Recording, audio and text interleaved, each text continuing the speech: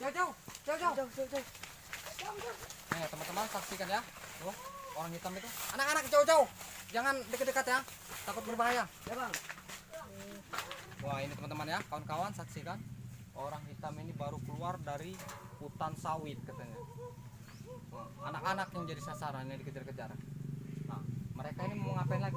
Nah, mau mendekati sapi-sapi ini. Oh, dia malah mengeledek-ledek sapi-sapi yang ada di lapangan ini. Saksikan teman-teman ya, itu orang hitamnya. Yang ada di tengah-tengah lapangan, mereka keluar dari sawit atau hutan dari sawit. Sekelilingnya kan hutan sawit tuh. Nah, sekarang teman-teman boleh melihat 3 suku Mante atau orang hutan ini. Mereka mau kemana menuju?